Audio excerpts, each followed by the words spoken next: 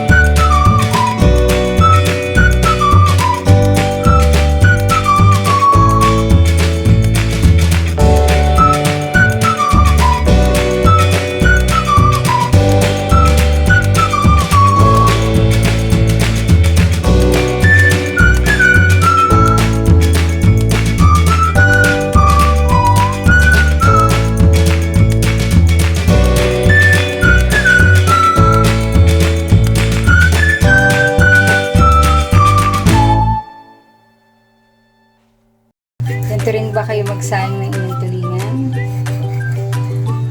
Mga kabatang ko, mga kacharot ko, ingat lang, medyo matalas yung aking no? Yung tulingan ko ay hindi ganun kalalaki, hindi rin ganun kaliit. Kasi para kasya dun sa aking palayok. Sa palayok kaya magsasaing. The basic, ano. So, bago yan, ito na yung ating palayok. Dito ko sasaing. So, palayok, o, diba? Kalamis na tuyo, o, kamis na tuyo. Na, ito yung ating gagawin pampaasim. Nakain din ba kayo nito? Kamis na tuyo. So, yung gagawin natin pampaasim. And then, lagay tayo ng maraming bawang. 1 whole bawang. 10 ulo ng bawang.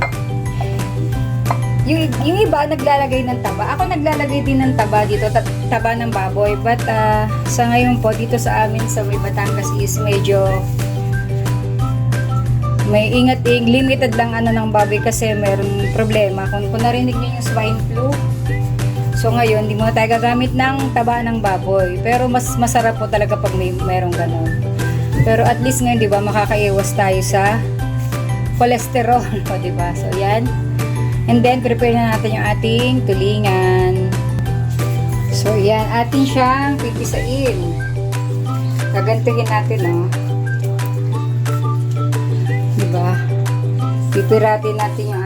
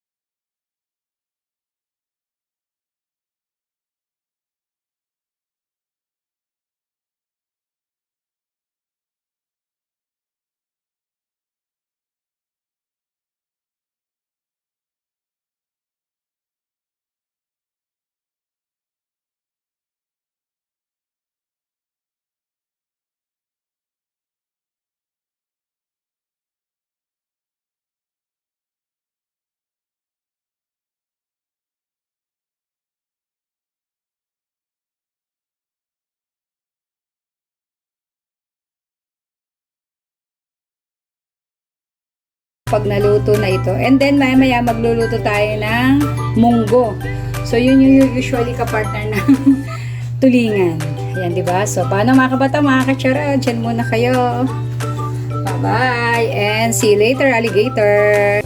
Ayan, hello guys. Ito na po ang ating tulingan. So medyo malabo kasi may usok pa.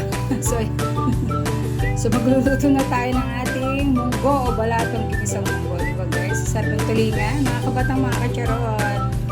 O diba? Lutong Batangas yan. Malambot ang tinik niyan. Pwede niyong kainin. Sarap. Tara, luto muna tayo ng ating munggo. So ito na nga. Ito na yung ating munggo. Diba? So, yan mga ingredients. So, simple lang naman ang sahog natin sa ginisang munggo. Yan. Yung iba, kung gusto po magdagdag, pwede din. So, yung munggo po, pinakuluan ko na, pinapalambot ko na. So, ito po yan. So, yan. Ito po ang ating mga simpleng ingredients ng ating munggo. So, yan. Talbos ng sili. Pwede rin po ang talbos ng malunggay or ampalaya. Pero dito po sa amin, mas prefer ang talbos ng sili. So, meron tayong sotanghon, siling green, sibuyas, bawang at saka choknat. 4 cubes po yun. Ay, meron din pala tayong ayan, maglalagay din pala tayo ng taba ng baboy. So, dyan natin igigisa ang ating munggo.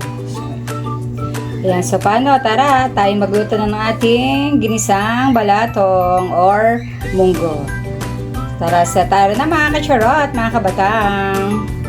So yan, start na tayo magluto. So isang pan, maglagay muna tayo ng konting mantika. Konting mantika lang muna. Kasi fry natin yung ating baboy. So ito lang yan. So lagyan natin ng konting asin.